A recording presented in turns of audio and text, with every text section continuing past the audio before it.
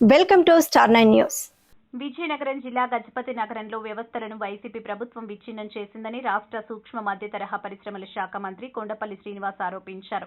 శనివారం గజపతి నగరంలోని టీడీపీ కార్యాలయంలో ఏర్పాటు చేసిన విలేకరుల సమావేశంలో ఆయన మాట్లాడుతూ ముఖ్యంగా పోలీసు వ్యవస్థ విచ్ఛిన్నంతో ప్రజలు భయభ్రాంతులకు గురయ్యారని అన్నారు. సీఎం చంద్రబాబు వ్యవస్థలను దారిలో పెడుతున్నారని చెప్పారు. మక్కువ శ్రీధర్, గంట్యాల శ్రీదేవి తదితరులు పాల్గొన్నారు. అసెంబ్లీలో రాష్ట్ర పరిస్థితి ఏ రకంగా ఉంది, గడిచిన పరిపాలన గత ప్రభుత్వంలో పరిపాలన ఎంత దారుణంగా మారింది, ప్రతి వ్యవస్థని ఎంత దారుణంగా విచ్ఛిన్నం చేశారనేది రాష్ట్ర ముఖ్యమంత్రి వారు ఒక 7 పేపర్ల ద్వారా ప్రతి 7 డిపార్ట్మెంట్ని చెప్పడం జరిగింది. ముఖ్యంగా వాటిలో law and order issue, law and order ఎంత దారుణంగా, ఏ రకంగా అది ఎంత దయనీయ స్థితిలో వెళ్ళిపోయిందన్నది కూడా ప్రతి అంశం కూడా చెప్పడం జరిగింది.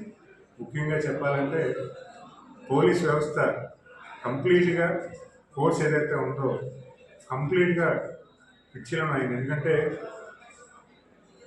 కంప్లైంట్ రైజ్ చేయడానికి కూడా కామన్ మ్యాన్ పోలీస్ స్టేషన్కి వెళ్దామా వద్దా అనే పరిస్థితికి పోలీసుల పైన నమ్మకం కోల్పోయే విధంగా లా అండ్ ఆర్డర్ తయారైందని దాన్ని కంప్లీట్గా రీవ్యాంప్ చేసి రీస్ట్రక్చర్ చేసి రాష్ట్రాన్ని మరీ లా అండ్ ఆర్డర్ విషయంలో దారిలో పెట్టాలనే ఆలోచనతో కొత్త ప్రణాళిక చేయాల్సిన అవసరం ఎంతైనా ఉందని దాన్ని పూర్తి స్థాయిలో మళ్ళీ రీఎక్సైజ్ చేస్తూ పోలీసు లా అండ్ ఆర్డర్ని కంప్లీట్గా ఏ రకంగా అయితే రీస్ట్రక్చర్ చేయాలన్న ఆలోచనతో చేయాల్సిన అవసరం ఉందని చెబుతూ గత ప్రభుత్వంలో జరిగిన విధ్వంసాలు ఏవైతే ఉన్నాయో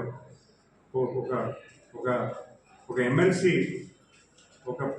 తను డ్రైవ్ చేస్తున్న డ్రైవర్ని అరెస్ట్ చేసి హత్య చేసి తీసుకొచ్చి వాళ్ళ ఇంట్లో తీసుకొచ్చి అప్పచెప్పి వెళ్ళిపోయిన పరిస్థితుల్లో పోలీసులు యాక్షన్ తీసుకోలేదు.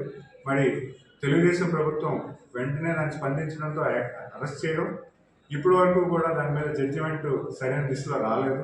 అదేవిధంగా మీరు చూసుకుంటే కోడికత్తి కేసు ఇప్పటికీ కూడా దాన్ని ఒక జడ్జిమెంట్ అనేది ఇవ్వడం జరగలేదు. అంతేకాకుండా చాలా ఇష్యూస్ అయితే అక్కడ ప్రస్తావన జరిగింది. అంతేకాకుండా మీరు చూసుకుంటే ఎక్సైజ్ డిపార్ట్మెంట్ మీద వైట్ పేపర్ రిలీజ్ చేస్తే మేము ఆశ్చర్యపోయాం. సుమారు 95,000 కోట్ల రూపాయలు క్యాష్ ట్రాన్సాక్షన్ ద్వారా షాపుల్లో క్యాష్ కలెక్ట్ చేసి క్యాష్ ట్రాన్సాక్షన్ చేయడం జరిగింది. కేవలం ఫోన్పే ద్వారా వచ్చే ట్రాన్సాక్షన్ కేవలం 3,000 కోట్లు మాత్రమే. అంటే పూర్తిగా క్యాష్ ట్రాన్సాక్షన్ అనేది ఎక్కువగా ఎంకరేజ్ చేస్తూ, అంతేకాదు ఎక్సైజ్ డిపార్ట్మెంట్లో కూడా చాలా దారుణమైన పరిస్థితులు జరిగాయి. అంటే ఉన్న బెవరీస్ కాకుండా, ఉన్న ఇండస్ట్రీస్ కాకుండా, అంటే ఒక ఐఎస్ఏ మార్కున్న ఇండస్ట్రీస్ కాకుండా లోకల్ మ్యానుఫ్యాక్చర్ ఏదైతే ఉందో కొత్తగా వచ్చిన ఇండస్ట్రీస్, అదే కాకుండా మ్యానుఫ్యాక్చర్ అయిన వెంటనే దాన్ని షాపుల్లో అమ్మడం, ఇలాంటివి అంటే ప్రజల ఆరోగ్యం దృష్టిలో లేకుండా, ప్రజలకి ఆరోగ్యం చెడిపోతుంది, ప్రజలు ఇబ్బంది పడతారు అనే పరిస్థితి లేకుండా వాళ్ళు ఖచ్చితంగా ఈ ఇండస్ట్రీ ఏదైతే ఉందో పూర్తి స్థాయిలో అనారోగ్య పాలు చేసి అధిక రేట్ల మీద అమ్మడం కూడా ఖచ్చితంగా అది బాధాకరం. అధిక రేట్లు ఉండడం వల్ల చాలామంది యువకులు ఈ గంజాయి బాట పడ్డారు. అది కూడా మనం చెప్పాల్సిన అవసరం ఉంది. గంజాయి అయితే ఇప్పుడున్న రాష్ట్రం ఉన్న పరిస్థితుల్లో గంజాయి ఫ్రీ చేయాలంటే చాలా పెద్ద టాస్క్. పోలీసులు మాత్రం ఖచ్చితంగా వాళ్ళు దీని ఒక మేజర్ టాస్క్ అని తీసుకొని రాష్ట్రం అంతా గంజాయికి నిర్మూలన చేసే విధంగా చేయాలి. అదే ఇప్పుడు ఈ లిక్కర్లో అయితే మాత్రం కాస్ట్ పెంచడం వల్ల ఈ గంజాయికి అలవాటు పడిపోయి ఈరోజు యువతరం అంతా కూడా తప్పుదావ పడుతుంది. వాళ్ళు ఈరోజు చూస్తుంటే ఈరోజే కొన్ని ఇష్యూస్ చూస్తుంటే కేవలం అది గంజాయి వల్లే, కుర్రోళ్ళు గంజాయి తీసుకోవడం వల్ల ఆ రకంగా బిహేవ్ చేస్తున్నారని తెలుస్తుంది. ఆ విషయాలు కూడా భవిష్యత్ కాలంలో చెప్తాము. అదేవిధంగా మీరు చూసుకుంటే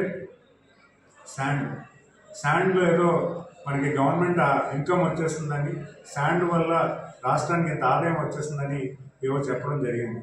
కానీ దాన్ని తప్పుదావ పట్టించి శాండ్ అయితే మాత్రం వైకాపాకి ఎవరైతే ఉన్నారో వాళ్ళ తాలూకా పాకెట్ నింపడానికి, వాళ్ళ తాలూకా కమ్ముగార్చిన వ్యక్తులు ఎవరైతే వ్యవస్థలు ఏవైతే ఉన్నాయో కేవలం వాళ్ళకి డబ్బులు చేకూర్చే విధంగా శాండ్